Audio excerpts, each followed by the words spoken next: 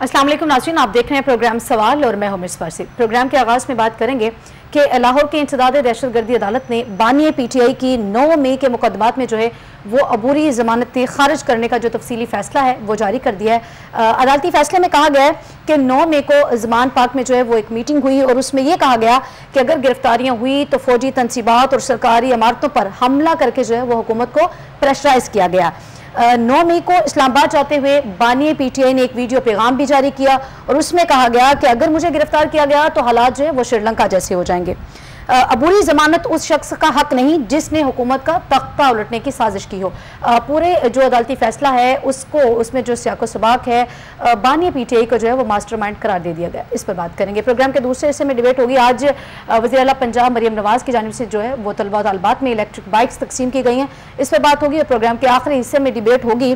IMF ने जो है वो पाकिस्तान से कर्ज प्रोग्राम के लिए डू मोर का मुतालबा कर दिया है। चारों सूबों ने जो है उसको तस्लीम भी कर लिया है और जो टैक्स वसूली के लिए जो तरीकाकार है उसके लिए उन्होंने एक प्लान तश्कील देना है जिसके लिए 2 दिन का वक्त भी मांग लिया। इस पर भी डिबेट करेंगे। तमाम तर मौज़ूआत आज की डिबेट का हिस्सा होंगे और इन पर मुदल्लिल गुफ्तगू करने के लिए मेरे साथ स्टूडियो में मौजूद हैं एहसन ज़िया साहब, सीनियर एनालिस्ट हैं, कौमी और बैनुल अक़वामी अमूर पर गहरी नज़र रखते हैं। फर्स्ट ऑफ ऑल अस्सलाम वालेकुम। एहसन ज़िया साहब, क्या कहेंगे?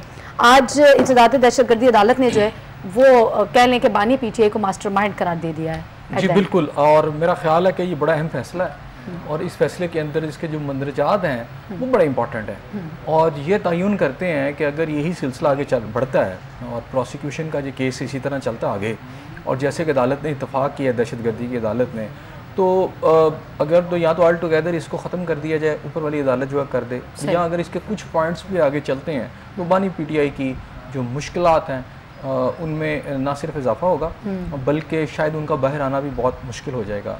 ये अगर आप फैसला पढ़ लें तो अगर इस तरह चीज़ें आगे चलती हैं और इसमें रिलीफ नहीं बानी PTI को मिलता तो मुझे तो सीधी सीधी इसमें एक लंबी चौड़ी सज़ा नज़र आ रही है। अच्छा। क्योंकि हुकूमत का और वक्त की हुकूमत का तख्ता उठना ये कोई छोटी साजिश नहीं होती, ये एक बड़ी साजिश समझी जाती है। और इसके अंदर इंसदादे दहशतगर्दी के जज जो खालिद अरशद साहब ये कह रहे हैं कि इसलिए इस तरह का जो बंदा है उसकी जो ज़मानत है उसका वो हक ही नहीं रखता।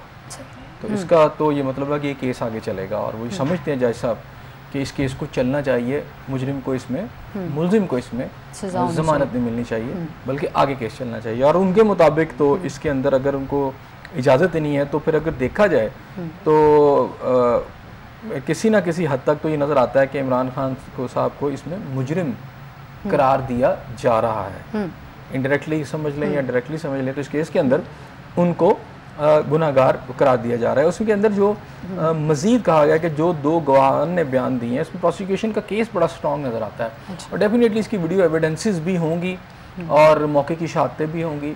एक तो ये वो कहते हैं कि 7 मई को जैसे कि आपने भी बताया शाम 5 बजे ज़मान पार्क में 15 लोगों की कोई मीटिंग हुई, ठीक है। और इस मीटिंग में इमरान खान साहब ने ये अपनी क़यादत को ये कहा कि अगर मुझे गिरफ्तार किया जाता है तो यास्मीन राशिद साहबा की सरबराही में एहतजाजी जो है वो लोग इकट्ठे होंगे, एहतजाज किया जाएगा, क़यादत इकट्ठे होंगे और फिर ये फैसला भी किया गया कि सरकारी इमारतों और फौजी तंजीमात पर हमले किए जाएंगे। जो इम्पोर्टेंट जो है इसमें, जो मैं आपको बार बार कह रहा हूँ कि इसके अंदर ये जो केस बड़ा इंपॉर्टेंट है, इसमें उसको उनको मास्टरमाइंड करार दिया गया।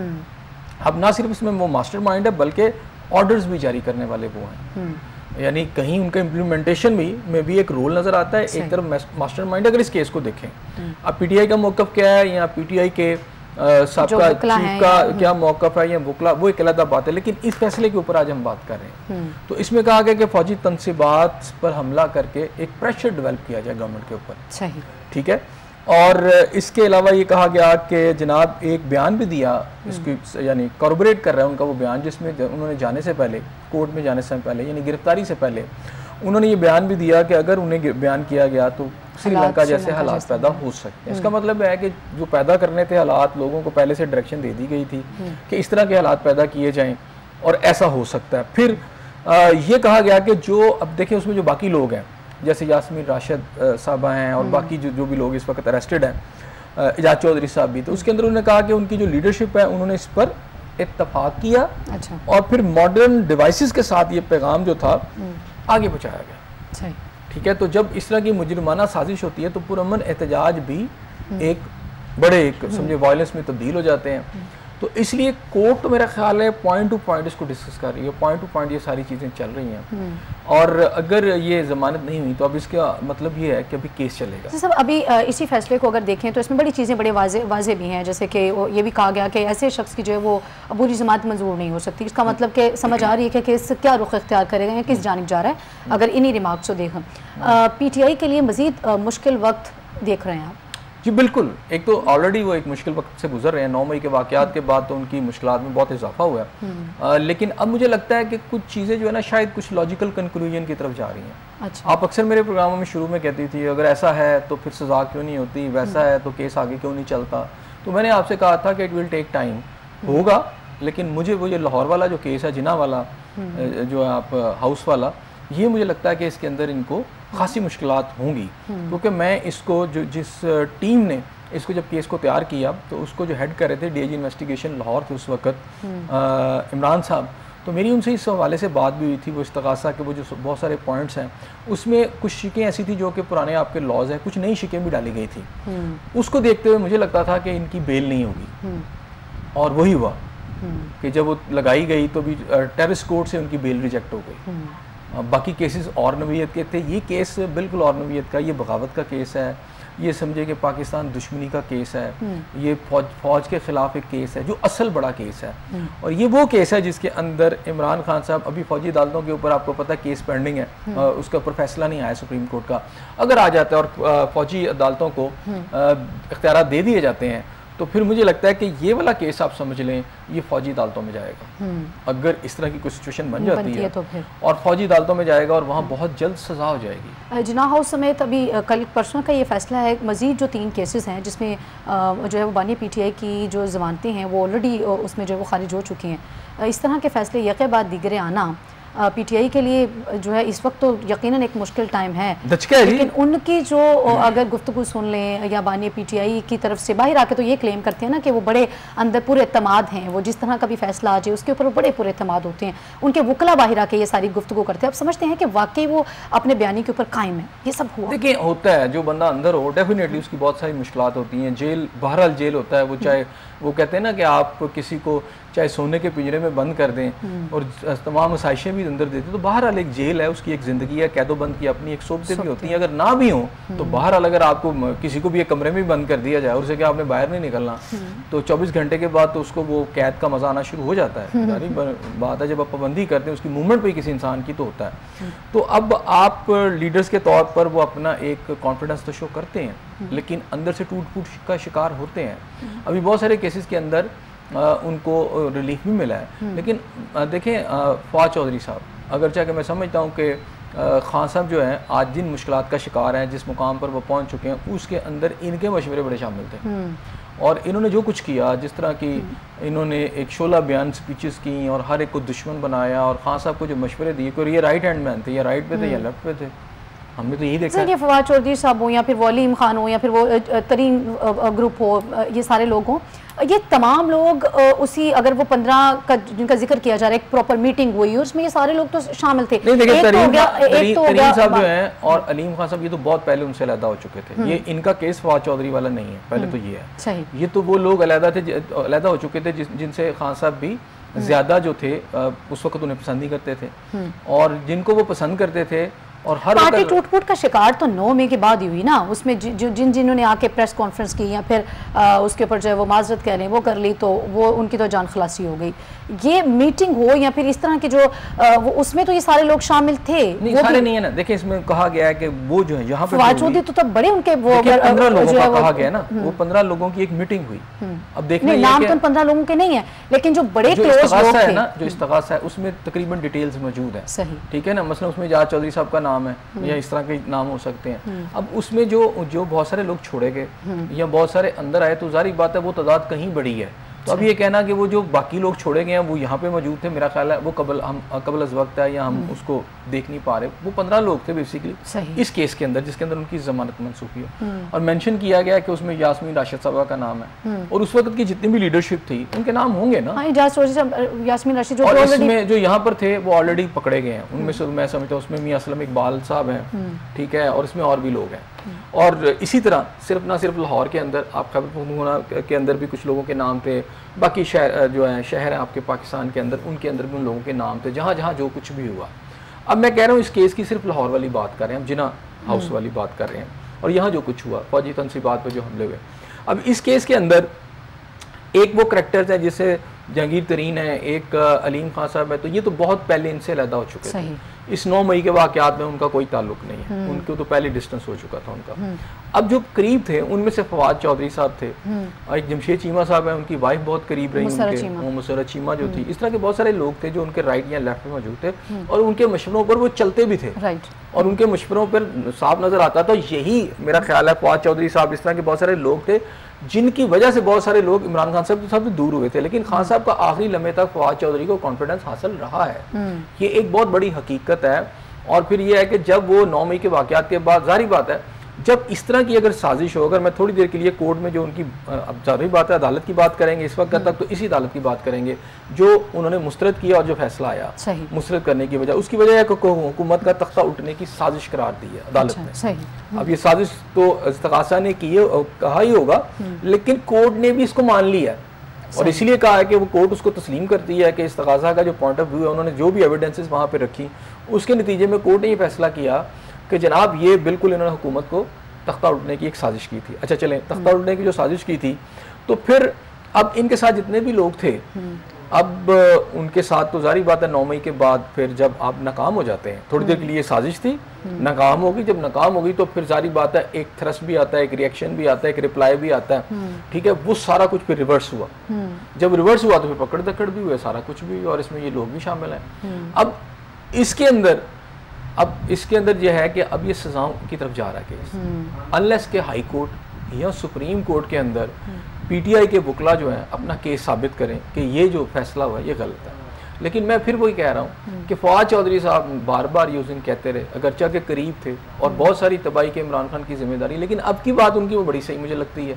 वो ये कहते हैं कि वकला जितने भी उनके साथ खड़े हैं इनके होते हैं, मुझे तो नहीं लगता कि खान साहब बाहर आएंगे। अच्छा, ठीक है, ये मेरा ख्याल है इस फैसले से पहले उनका वीलॉग है, अगर आप सुने, मैंने वो सुना है, और उन्होंने कहा जो इनके करीब लोग हैं वो तो मजे से हैं क्योंकि वो इक़्तिदार में हैं, और वो नहीं चाहेंगे कि इस फैसले के बाद भी उन्होंने इस तरह की बात की है कि जनाब वो नहीं चाहेंगे कि खान साहब बाहर आए। क्यों? कि पार्टी वो संभाले हुए हैं, हर तरह का इक़्तिदार जो है उसको एंजॉय कर रहे हैं उनके नाम पर। वो जितनी देर अंदर रहेंगे, जब वो बाहर आ जाएंगे फिर तो ये खत्म हो जाएंगे सारे, तो शायद उनको भी ये है कि थोड़ा टाइम इन्होंने पार्टी, या फिर ये कह लें कि जिनके हाथों में अभी जो है वो पीटीआई की बागदौड़ है, वकला बरादरी है वो सारी की सारी, चूंकि यही है फिर ऑलमोस्ट ये कह सकते हैं वो तकरीबन वो सारी वो है, तो उसमें चूंकि अपने हर एक को एक एक प्रोटोकॉल हासिल ही है, तो उन्होंने वो उस तरह मुकदमा लड़ा ही नहीं है बानी पीटीआई का भी। देखिए ये उनकी जो अंदर पार्टी का रिफ्ट है, मैं तो नहीं कहूँगा, उनके जो लोग हैं जो उनका केस लड़ रहे हैं वो तो ये कहते हैं कि हम बड़े सिंसियरिटी के साथ ये केस लड़ रहे हैं, और उनके जो बयानात आते हैं जब वो मीडिया पे सामने आते हैं तो वो बिल्कुल उनकी जो शोला बयानी है वो तो ऐसे लगता है कि वो अंदर से भी बड़े मुखलिस हैं। मैं क्यों कहूँ कि ऐसी बात कि जी वो मुखलिस नहीं है। अच्छा, ये इल्जामात लगा रहे हैं उन्हीं के पार्टी के वो लोग जिनके दरमियान में ये डिफरेंसेस पैदा हुए हैं। मसलन अफजल मुरव्वत साहब जो थे, शेर अफजल मुरव्वत साहब जो थे, आप ये देख लें कि इससे पहले पार्टी को चला रहे थे, फिर अब उनका भी रिफ्ट पैदा हो गया, वो भी दूर हो गए। बनी वो शख्स जो पूरे इलेक्शन कैंपेन को चलाने में सबसे इम्पोर्टेंट आदमी था और वो लीड कर रहा था और कहा जा रहा था कि जी बड़ा शेर आदमी है और खान साहब का मुतमिद खास है, आज वो भी दूर है। अब वो भी इल्ज़ाम लगा रहा है, अगरचा कि वो फवाद चौधरी को तस्लीम नहीं कर रहे, लेकिन बाकियों के साथ तो उनकी भी रिफ्ट पैदा हो गया ना। तो अब ये इल्ज़ामात लगा रहे हैं वही लोग लगा रहे हैं कि ये जो पार्टी जिनके पास वक्त कमांड जो है जो हासिल है वो वकला वो सिंसियर नहीं है, और वो जो कुछ भी कर रहे हैं उसकी वजह से खान साहब जो है वो बाहर नहीं निकल सकते। चले मान लिया खान साहब अगर बाहर नहीं निकल सकते तो फिर फवाद चौधरी साहब की बातें ठीक है, और ये जो फैसला आया है इस फैसले की रोशनी में कुछ मुकदमात ऐसे हैं जो बड़े वाज़ेह तौर पर बता रहे हैं कि खान साहब का जो केस है वो सज़ा की तरफ जाएगा। अगरचा के अगर आप उनकी पीटीआई के लोगों को पूछे वो कहते हैं बाकी केसेस में भी सजा हुई है तो कौन सी जितनी मर्जी कर लें, ये पॉलिटिकल बयानात अपनी पार्टी को जो है वो उसकी बागडोर वकला के हाथ में देना एक गलत डिसीजन था बानी पीटीआई का, क्या समझते हैं? देखिए आपको मुकम्मल तौर पर पार्टी, देखें पॉलिटिकल जमातें जो होती हैं वो सियासी उनकी क़यादत होनी चाहिए, ये हकीकत है, लेकिन अब ये कहना कि बुकला सियासी लीडर नहीं होते, ये मुल्क चलाने वाले जिन्होंने पार्टियां बनाई थी या मुल्क चलाया यानी मुल्क बनाया जिन्होंने, मैं कायद-ए-आज़म रहमतुल्लाह अलैह, वो भी एक पॉलिटिकल जमात को लेके चले थे, ठीक है ना, वो भी कोई इशू नहीं है। लेकिन देखते हैं कि कंपोजिशन कितनी है। अगर आप टोटली होली एक पार्टी को किसी एक ग्रुप के हवाले कर देंगे तो फिर ये गलत हो जाएगा। उसमें आपकी कंपोजिशन होती है, आप अंदर होते हैं तो फिर आपकी एक पॉलिटिकल टीयर जो होते हैं उसको आप रखते हैं, फिर ABCD प्लान होता है। ABCD प्लान ये है, और कहा जाता था कि खान साहब के पास बड़े प्लान है। जब वो वज़ीर-ए-आज़म हाउस से निकले थे तो बहुत सारे उनके लोगों से मैं सुनता था, वो कहते थे वो डायरी लेके निकला, उसके पास बहुत प्लान है। अच्छा। प्लान ABCD, अच्छा प्लान तो कोई नहीं निकला। यही सूरत हाल इस वक्त उनके यहाँ पे मुझे नज़र आती है। उनका शायद कोई एक आधा एक प्लान था जिसमें ये था कि उन्होंने बुकला को पार्टी दी थी, उसके बाद उनका कोई प्लान हमें नज़र ही नहीं आया। अच्छा, उन्होंने जिस तरह केसेस लड़े, बल्ले वाला केस लड़ा, और जिस तरह अभी ये सजाएं हो रही हैं, इससे नज़र आ रहा है कि जो बुकला उन्होंने उम्मीद लगाई थी खान साहब ने, वो उस पर पूरा नहीं उतर पड़ी। बल्ले का केस, इंतखाबी निशान के हवाले से जो केस था उसमें भी चूंकि वो इतनी मजबूती से बहुत सी चीज़ें ऐसे थी उसमें खुल के सामने भी आ गई कि इन्होंने अपना मुकदमा अच्छे तरीके से नहीं लड़ा। असम्बलियाँ तहलील जो की गई बानी PTI की जानिब से, वो भी एक गलत डिसीजन था। पार्टी को वकला के हाथ में देना वो भी गलत डिसीजन था। देखें, सबसे पहली तो बात है वो बिल्कुल ठीक है कि उस वक्त अगर सियासी तौर पर उनके पास असम्बलियाँ मौजूद होती, CM परवेज़ इलाही साहब रहते एंड तक, तो शायद वो बहुत सारा रिलीफ होता, शायद उनकी गिरफ्तारी ही ना होती। जाहिर बात है जब आप हुकूमत में होते हैं तो आपके पास बहुत सारे आपके पास ऑप्शंस होते हैं और आप केसेस को और तरह लड़ते हैं, और फिर ऐसा मौका भी हो सकता था कि किसी स्टेज के ऊपर आपके पाकिस्तान के मुख्तदर हलकों के साथ आपके मामला तय हो जाते, बेहतर हो जाते। लेकिन चूँकि वो ऑप्शन आपने खुद ही तोड़ दिया, आप जज्बाती हो गए। और देखें, पार्टी किसी एक शख्स का हिस्सा नहीं होती, ये एक मुशावरत से भी चीज़ें चलनी चाहिए। लेकिन वो वहाँ पे है वन मैन शो, जो वो कह देते थे, बाकी किसी की जरूरत नहीं, ना किसी ने सुनना है। और उनका क्लेम यह है कि जिसने खान को छोड़ा वो बर्बाद हो गया और जो उसके साथ रहा वो कामयाब हो गया। लेकिन हम तो ये देख रहे हैं कि जो उनके साथ थे, जो कुछ उन सबके साथ हो रहा है और जो कुछ हुआ है, अभी तक तो मुझे उनको रिलीफ, हाँ अलबत्ता ये है कि जो थोड़े से मुख्तदर हलकों में जिन्होंने थोड़ा सा अपना इन्फ्लुएंस बढ़ाया है, और असम्बली के अंदर भी हम इनके कुछ लोग देख रहे थे गवर्नमेंट के जो हैं रुफ़का या गवर्नमेंट के जो अहम लोग उनसे आके मुलाकातें कर रहे हैं। तो अब शायद PTI की जो लीडरशिप है उनको आहिस्ता से समझ आनी शुरू हुई है, क्योंकि उन्होंने अपोजिशन नहीं देखी थी कभी।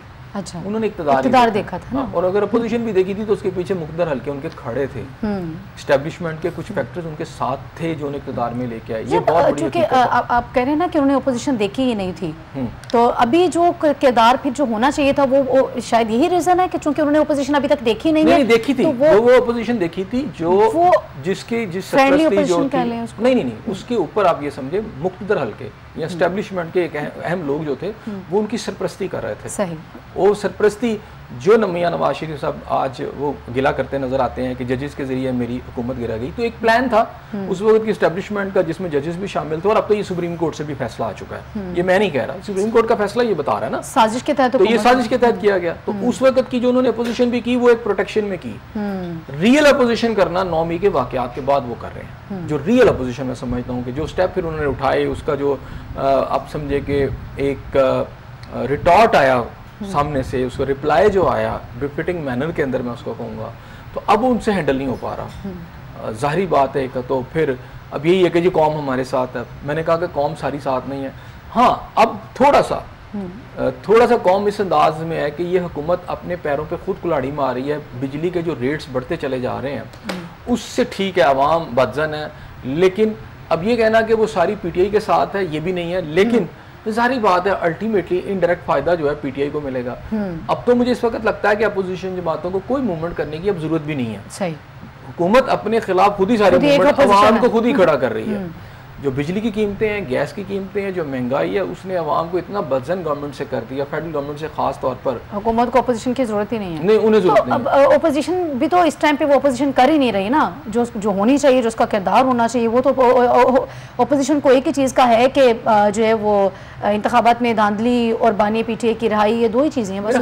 बानी PTI इस लिहाज से तो मुझे लगता है कि वो ज़्यादा बेहतर समझ गए हैं, उन्होंने कहा जो उन्हें ज़रूरत नहीं है। और एक तो ठीक है, ये ज़रूरत नहीं है, मतलब अपोजिशन करने की जरूरत नहीं है, वो इसलिए कि पब्लिक को खुद ही अपोजिशन की तरफ लेके आपकी गवर्नमेंट चली गई है। सही, वो दीवार के दूसरी तरफ ले गई है या खलीज के दूसरी तरफ ले गई है, जहां वो चीख रहे हैं गवर्नमेंट के खिलाफ, बवेला कर रहे हैं, अपने दुख का इजहार कर रहे हैं, लेकिन गवर्नमेंट नहीं सुन रही। ये एक अलग इशू है। लेकिन इसका डायरेक्टली जो फायदा पहुंच रहा है वो तो पीटीआई को पहुंच रहा है ना। उन्हें कोई मूवमेंट नहीं चलाई, अगर आवाम सड़कों पे आ जाती है हुकूमत के एक्ट्स की वजह से, तो वो तो कामयाब हो गए ना बैठे बैठे, उनको तो कुछ भी नहीं करना पड़ा। तो ये तो है कि इसका फायदा उन्हें पहुंच रहा है, लेकिन इसमें कुछ जमातें जो उस तरह पॉपुलर नहीं है तो सही, उनके सिस्टम है जिसमें जमात इस्लामी है और बाकी जो जमातें हैं वो एक एफर्ट कर रही हैं कि इस सारे सेंटिमेंट्स को कैश इन करें, वो लीड करने की कोशिश करें ताकि अवाम उनके पीछे आ जाए। क्योंकि जमात इस्लामी के जो लीडर हैं मेन, जो पिछले साबका चीफ रहे हैं उनके मियां अमीर जो रहे हैं, अच्छा वो जिस बुरी तरह इलेक्शन हारे हैं, तो जमात इस्लामी की भी एक कोशिश है कि पॉपुलर हो उनकी जमात दोबारा से, कुछ ना कुछ तो उन्हें उसमें से चंक मिले उस पॉपुलैरिटी के अंदर से।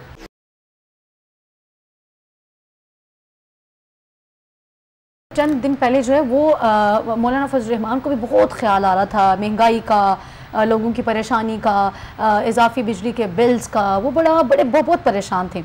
उसके बाद जैसे ही वो मामला थोड़े से वहाँ से बेहतर हुए हैं, कुछ नज़र नहीं आ रहा, वो कहाँ गायब हो गए हैं। जी बिल्कुल ऐसा ही है, बिल्कुल ऐसा ही है। और मैं आपको पता शुरू से कह रहा हूँ कि पीटीआई वालों ने, क्योंकि शुरू में ये बड़ा रिलाई करना चाहते थे और मुझे पता है कि पीटीआई वाले बड़े शोर मचा रहे थे।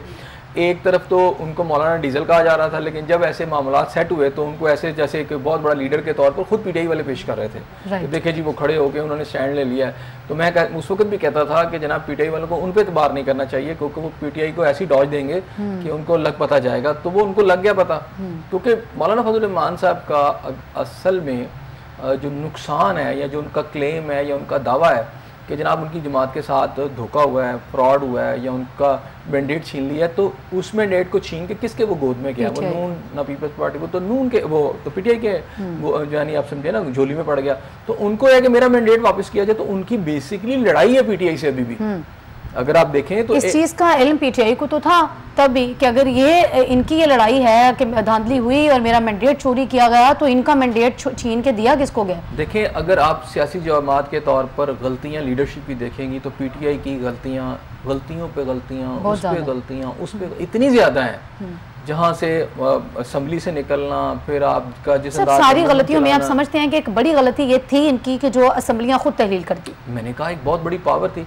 मसलन पंजाब के अंदर सबसे ज्यादा तकलीफ आई ना, ये वाकया कहाँ हुआ ये वाला? पंजाब में। थोड़ी देर के लिए सोचे कि गवर्नमेंट उनकी थी, 9 मई का वाकया हो गया तो रिलीफ नहीं मिलना था, गवर्नमेंट खड़ी होनी थी उनकी, और फिर शायद इस तरह की सिचुएशन ही ना होती। 9 मई की अगर इनकी गवर्नमेंट यहाँ पर होती, किसी और अंदाज में ये लड़ लेते। अब तो ये वफाक से भी हाथ धोया, फिर यहाँ से भी, तो इसे क्या कहते हैं? इसे दानिशमंदी कहते हैं। इसे दानिशमंदी तो नहीं कहते। तो इसमें परवेज़ इलाही ने समझाते रहे कि आप ऐसा ना करें, लेकिन ये बाज नहीं आए। आखिर वो जेल में चले गए और फिर जब वो वापस आए, अब वो पीटीआई के बारे में कोई बयान नहीं दे रहे इस वक्त, इक्का दुक्का मामूली सा बयान। लेकिन जारी बात है वो क्या करें। लेकिन वो जो वोकल वॉइस थी परवेज़ इलाही की शक्ल में, वो खत्म हो गई, बंद हो गई। काफ लीग का एक वो पोर्शन जो टूटा हुआ था, अब जारी बात है वो बाहर आए हैं तो ऐसे तो नहीं आ गए, कहीं ना कहीं कुछ ना कुछ तो हुआ, मामला तय हुए होंगे। मतलब उनकी जो फैमिली के लोग उनको जाके जेल में मिले तो उसके बाद ही सब कुछ हुआ है ना, ऐसे ही। तो जारी बात है कहीं ना कुछ मामलात हुए तो बाहर आए। तो अभी सूरत हाल ये है कि मामला तय हो जाए तो जो है वो देखिए उसमें देखा ये जाता है कि किसी का कितना कसूर है। अब परवेज़ इलाही साहब का कसूर कम से कम 9 मई के वाकयात में नहीं था, ना वो इस सारी मूवमेंट में थे। वो तो खान साहब को मशवरा यही देते रहे कि बाजवा साहब हमारे मोहसिन हैं, उनके साथ लड़ाई ना डालें। उनके तो ये बयान भी ऑन रिकॉर्ड है, तो ऑन रिकॉर्ड जो उनके जो बयान है उसी की बात हम करेंगे ना। वो यही कहते रहे कि आप ये गलत फैसले करें। उसमें एक ये था कि आप असम्बली ना तोड़े, दूसरा ये था कि बाजवा साहब से आप लड़ाई ना डालें, वो हमारे मोहसिन में लाने वाले हैं। ये मान नहीं रहे थे, ये उनको मीर जाफर और मीर सादक कह रहे थे।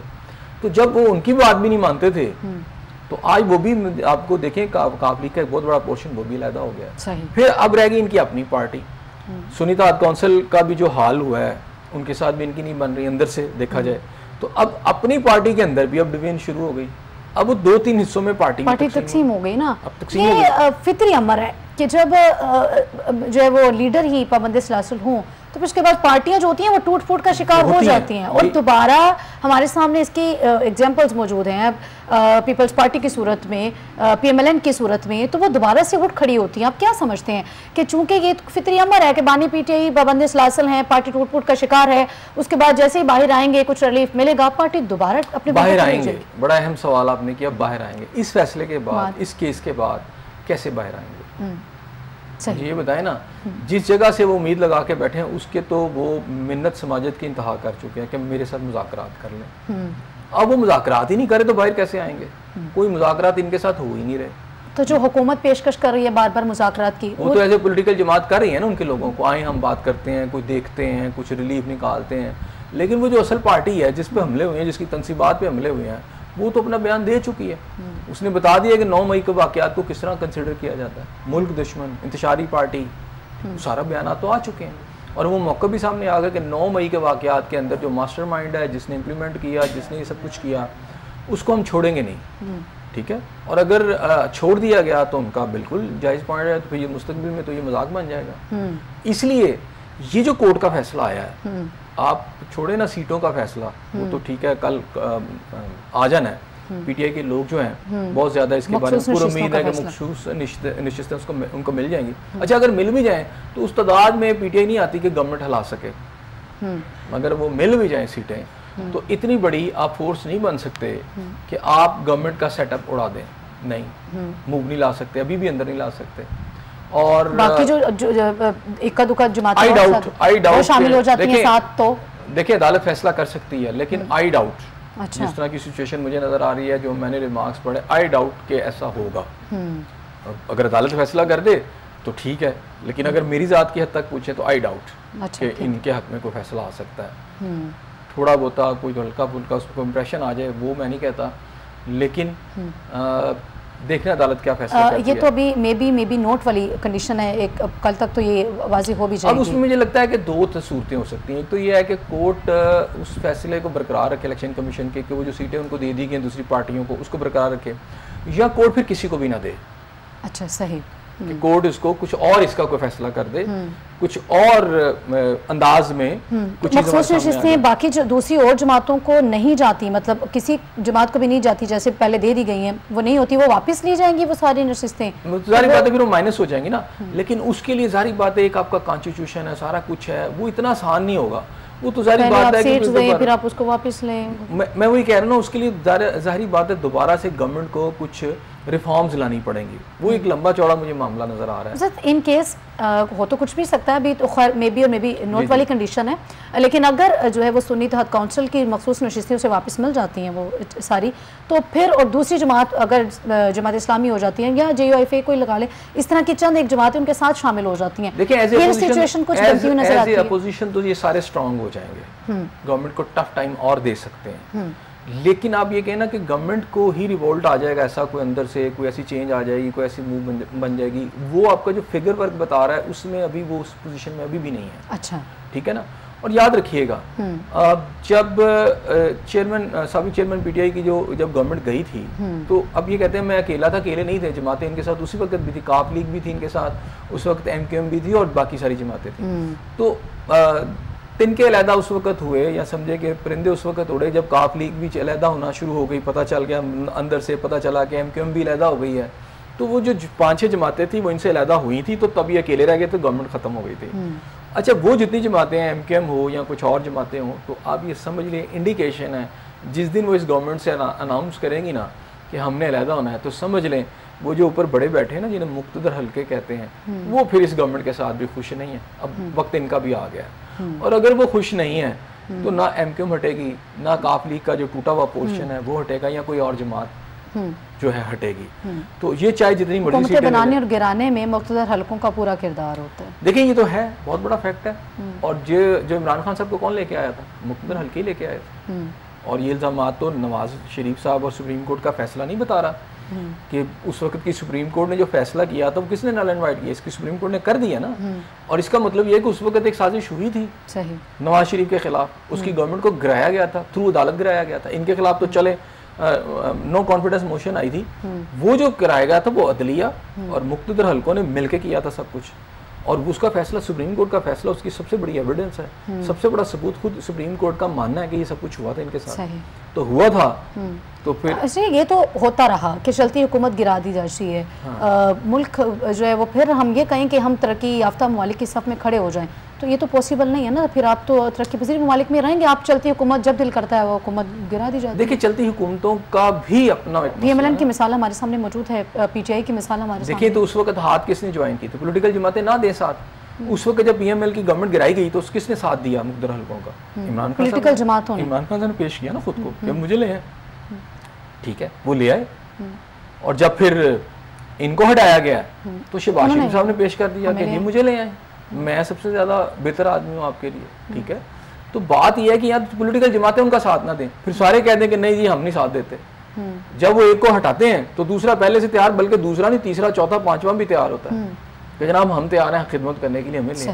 तो इसमें आपको पॉलिटिकल जमातों के किरदार को भी देखना होगा कि उनका किरदार क्या है। बिल्कुल आगे बढ़ेंगे। अज़ीज़ साहब, मरीम नवाज़ ने जो है वो आज तलबा तलबात में जो है एक वादा उन्होंने वफा कर दिया है, मोटर बाइक्स तकसीम की हैं, क्या कहेंगे?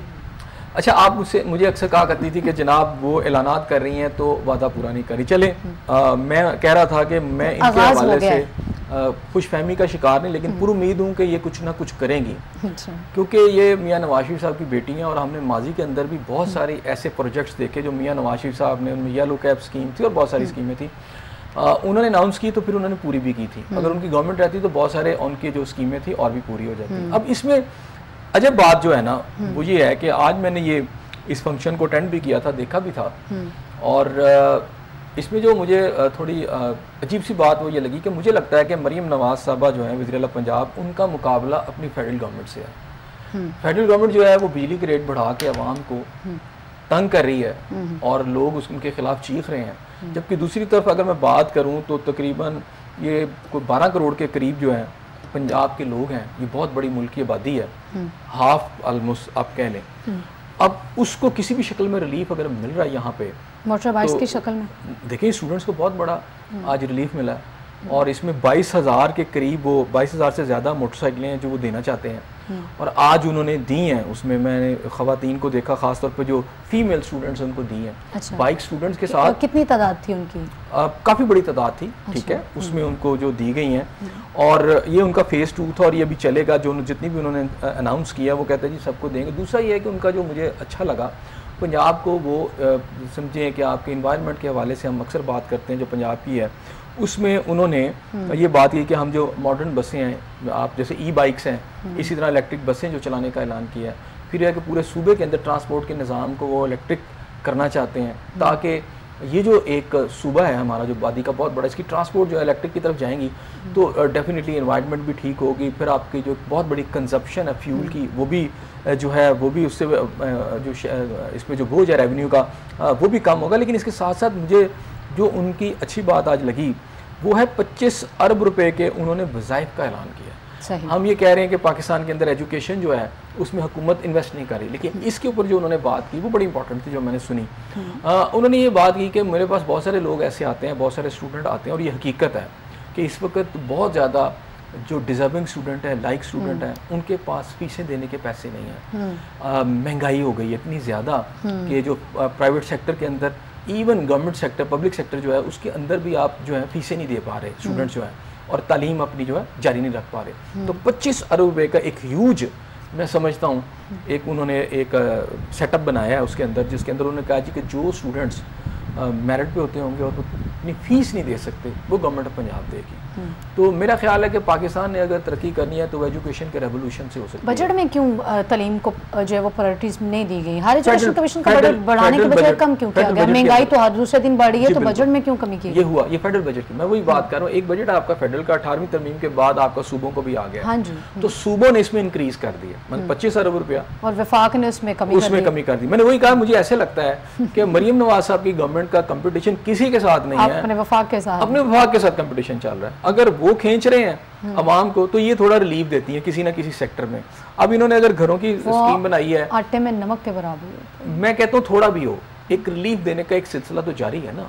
अगर एजुकेशन के अंदर तो आवाम को ट्रक की बत्ती के पीछे लगाने वाली बात है। एक तरफ आप अशिया खुरानोश की कीमती हो, पेट्रोल हो, उनमें हर चौथे दिन इजाफा, बिजली के बिल्स हैं, दूसरी जानिब। अच्छा, मैं बिजली के बिलों पे तो बिल्कुल भी नहीं कह रहा, फेडरल गवर्नमेंट बढ़ा रही है, लेकिन हम यहाँ एक बात तो हकीकत है ना, देखें रोटी आज 12 रुपए की हो गई है, जबकि पिछले गवर्नमेंट के अदवार के अंदर हमने यही रोटी 20 रुपए से ऊपर ली है। 18 रुपए 20 रुपए की ये रोटी मिल रही है, 16 रुपए की सेल हो रही है अब नहीं, कई जगह 12 है, कहीं 14 है, कहीं 16 की भी हो रही है। अगर इसी को ये मेंटेन कर लें, मेरा जो वज़ीर-ए-आला पंजाब से जो दरख्वास्त होगी, या मैं उनसे कहूँगा कि आपके कुछ फैसले बहुत अच्छे हैं, आप इसको लेके आगे चल रही हैं, जो अनाउंस कर रही हैं, सिर्फ ये देखें कि इनकी इम्प्लीमेंटेशन, जो आप वाली बात बड़ी इंपॉर्टेंट है, क्या इम्प्लीमेंटेशन हो रही है कि नहीं हो रही। ये आपकी ब्यूरोक्रेसी है ना, ये हुक्मरानों को नाकाम करने में इनका भी बड़ा रोल होता है। ये बड़ी मीठी मीठी बातें कानून में करते हैं और फिर लीडर्स को नाकाम कर देते हैं, नीचे काम नहीं करते। सही। अगर ये बाइक्स हैं तो उनको इंश्योर करना चाहिए कि तमाम लोगों को मिल जाने चाहिए।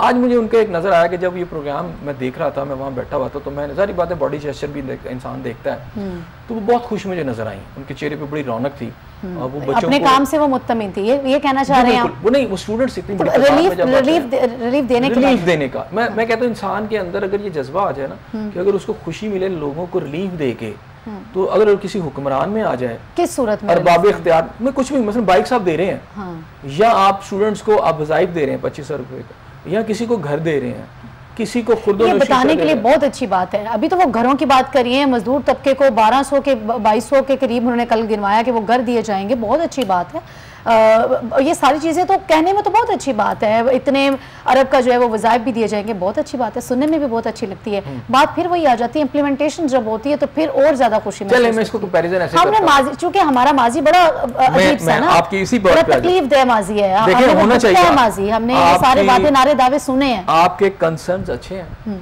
लेकिन मुझे आप बताएं कि अब ये जो एक दावा था, मतलब मुझे ये लग नहीं रहा था कि ये बाइक्स वाला, मुझे लगता था कि बस एक एड शेड चला और ख़त्म हो जाएगा, लेकिन 4 माह में उन्होंने ये वादा पूरा कर दिया। सही, ठीक है ना, इसका मतलब 4 मंथ्स लगे। और मैंने आपको कहा कि जिसने काम करना हो, उस कहते हैं ना होनहार पितवा के चिकने चिकने पास, जिसने जो काम करना है वो बचपन में पता चल जाता है। गवर्नमेंट जिसने आना है, जिसने स्टार्ट में अनाउंस करके स्टार्ट में काम पकड़ लिया है ना, तो वो अपने अगले 5 साल उसके पास है, वो उसको पूरा करेगा या कम से कम उसके पे 70-80% काम कर जाएगा। लेकिन अगर आप अनाउंसमेंट करके 5वें साल शुरू करें कि जब आखिरी साल आएगा तो सारी बात है, उस वक्त ब्यूरोक्रेसी को भी पता होता है ये गवर्नमेंट तो जा रही है मशीन, तो वो भी डिले पड़ जाते हैं सारा कुछ। तो अगर आप मैं इसको कंपैरिजन करूं थोड़ी खैबर पख्तूनख्वा गवर्नमेंट के साथ या थोड़ा सा करूं आपकी इमरान खान साहब की साहब गवर्नमेंट के साथ, तो उन्होंने अनाउंसमेंट की बिलियन ट्रीज की, तो नहीं हुआ ना किसी करोड़ों घर। अच्छा उनका यही हुआ ना, पहला साल इस तरह गुजर गया, आप दूसरों को तनकीद करते रहे, आप अपोजिशन को तनकीद करते रहे और कहते रहे तुझे छोड़ूंगा नहीं, तू ये नहीं किया क्या। अच्छा ये नहीं कर रहे, थोड़ा सा इनका मुझे कहना पड़ेगा कि मरीम नवाज साहबा की मैंने आज भी स्पीच सुनी, उन्होंने एक बात की, उसके अंदर उन्होंने ये कहा कि हम वायलेंस, जलाओ घुराओ, तोड़ फोड़, ओए तोए, गाली गलोच की सियासत पे बिल्कुल ना यकीन रखते हैं ना करना चाहते हैं। ठीक है, अच्छा फिर अगर आप ये नहीं रखते यकीन और नहीं करना चाहते तो फिर आप क्या करेंगे, आप काम करेंगे। और मेरा ख्याल है कि अगर आप काम करेंगे तो आवाम की उसमें फलाह। मैंने आपसे कहा ये शायद ही 1-2 दफ़ा ऐसा अगर देखने को मिल भी गया हो खुशकिस्मती से कि वज़ीर आला पंजाब साहबा की स्पीच में जो है वो बानी PTI या फिर इस जमात का जिक्र ना हुआ हो, वो तो करती हैं। नहीं आज तो उन्होंने कोई जिक्र नहीं किया। आज तो अच्छी बात है। मेरा ख्याल है उन्होंने जो ओपनिंग स्पीच थी उनकी, पंजाब असेंबली में भी जो उनकी ओपनिंग स्पीच थी, मुझे वो सबसे उस वक्त मुझे याद है, मैंने अच्छी बात की, मैंने कहा इनकी स्पीच की अच्छी बात यह है कि इन्होंने अपोजिशन को लताड़ने की बजाय, उनको मुर्दे इल्ज़ाम ठहराने की बजाय उन्होंने उनका जिक्र ही नहीं किया। उन्होंने अपना एजेंडा पेश किया कि अब हम आ गए हैं, हम ये करेंगे। उसमें ई बाइक्स का भी ऐलान किया था उन्होंने जब अपनी ओपनिंग स्पीच में किया था, मिडन स्पीच जो उनकी थी। और आज अगर ई बाइक्स दे दी, एक बड़ी तादाद में लोगों को मिल गई, तो इसका मतलब है कि आप जो भी एजेंडा लाएं उसे पूरा कर। अच्छा फिर उसका ये मतलब हुआ, बहरहाल मैं उसमें तो नहीं कह सकता, जब बिजली महंगी होगी तो बहुत सारे काम जो है आप यहाँ अच्छे भी करेंगे तो वो ओवरशैडो करेंगे उसको। जाहिर बात है अगर लोगों को बिजली महंगी मिल रही है, बिल बड़ा आ रहा है, तो उसके कुछ घरों में बाइक चली भी जाएंगी तो उनका वो गुस्सा शायद थोड़ा कम तो खत्म तो नहीं होगा। तो मुझे ये लगता है कि पंजाब गवर्नमेंट को नाकाम करने में फेडरल गवर्नमेंट ही काफ़ी है। फेडरल गवर्नमेंट आगे बढ़ेंगे। ऐसे साहब, आलमी जो मालियाती फ़ंड है उसने पाकिस्तान से के लिए जो नए कर्ज की प्रोग्राम है उसमें उसने डू मोर का मुतालबा भी कर दिया।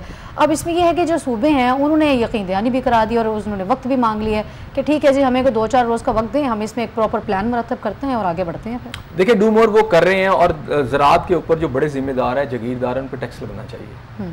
वो डू मोर करते रहें, लेकिन वैसे भी लगना चाहिए। और वो जो आपका जिम्मेदार है, जागीरदार तबका है, बड़ा जिम्मेदार, छोटा नहीं, ज़राअत पे टैक्सेस लगने चाहिए। लेकिन उसके लिए अगर आप ये चाहते हैं कि पाकिस्तान की ज़राअत तरक्की करे तो उसमें जो अपर क्लास का जिम्मेदार है, अपर क्लास जो है जागीरदारों की, उनको टैक्स लगाएं। छोटे जिम्मेदारों पर, किसानों पर, उनकी तो पहले ही बड़ी बुरी हालत है। अगर वो डू मोर का मुतालबा करता है, और IMF ये इसमें नहीं हर चीज़ भी डू मोर की बात कर रहा है, तो अगर आप किसान देखें आटे के सारे चक्कर में वो तबाह हो चुका है इस वक्त। पंजाब का किसान जो है उसकी तो हिम्मत नहीं है। अब अगर उस पर या छोटे जिम्मेदार पर आप टैक्स लगाएंगे तो इसका मतलब है आप ज़हर कातिल होगा ज़राअत के लिए। हाँ आपने लगाना है। इस बात की तो श्योरिटी नहीं है ना कि जो छोटे ज़मींदार हैं, छोटे किसान हैं, उनके ऊपर टैक्स नहीं लगेगा। देखिए मैंने वही तो कहा ना, अब तो पॉलिसी है ना, सूबों ने कर दिया, लेकिन होगा क्या? सूबे एक ऐसी पॉलिसी बनाएंगे, ये सूबों की पॉलिसी किन के हाथों में है? जागीरदार, वडेरे और ये जो आपके बड़े जिम्मेदार उन्हीं के हाथ में है ना। तो वो जो आपके एमपी एमएनए जो पॉलिसी बनाएंगे या सूबे पॉलिसी बनाएंगे, वो देख लीजिएगा, उसमें किसान छोटा, जिम्मेदार, उसी के ऊपर टैक्स का बोझ चला जाएगा, जैसे यहाँ हुआ इंडायरेक्ट आवाम के ऊपर। इसको इंश्योर किसने करना है? इसको गवर्नमेंट ने जो इस वक्त इन प्लेस है, गवर्नमेंट उसने करना है ना, कि इसको यकीनी बनाए। देखिए यहाँ हमेशा बात हो रही है कि यहाँ इंडस्ट्रियल टैक्स दे रहा है, यहाँ आपका फैक्ट्री ऑनर टैक्स दे रहा है, यहाँ तनख्वाहदार तबका टैक्स दे रहा है, आपका जागीरदार टैक्स नहीं दे रहा, आपका बड़ा जिम्मेदार टैक्स नहीं दे रहा, आपका वडेरा टैक्स नहीं दे रहा। उनकी बहुत बहुत बड़ी आपकी ज़रूरी ज़मीनें हैं, उस पर होना चाहिए टैक्स। तो अगर उसको टैक्स आपने लेना है तो आपने उस पर बेसिकली फ़ायदा होगा तब होगा जब आप इनकम टैक्स रखेंगे। तो इनकम किसके पास आ रही है असल? वो तो आ रही है बड़े आदमी के पास। ऐसे ही ठीक है, उसने जिसने अपनी ज़मीनें ठेके पे दी हुई हैं, तो आप उन पे लगाए ना। गवर्नमेंट को अगर कोई फ़ायदा भी हो तो उधर से हो। तो ये इसको इंश्योर करना चाहिए कि इसमें आम आदमी, इसमें जो बड़ा जो जिम्मेदार है वो तो अब फंसे उस नेट में आए, लेकिन होगा नहीं। क्योंकि अगर आप देख लें, यही बड़ा जिम्मेदार, यही बड़ा वडेरा, यही बड़ा जो बंदा है, जो छोटे जिम्मेदार को या छोटे किसान को तो ऑलरेडी गंदम की सूरत में बहुत बड़ा झटका लग चुका है। बहुत शुक्रिया संजय साहब, नाज़रीन आपका प्रोग्राम देखने का बेहद शुक्रिया। टैक्स लगने चाहिए, आयद होने चाहिए, लेकिन सिर्फ गरीब आवाम के ऊपर ही नहीं बल्कि मराफ्ता तबके के ऊपर भी। मुझे इजाज़त, नेक्स्ट वीक फिर मुलाकात होगी, सेम चैनल सेम टाइम। अल्लाह के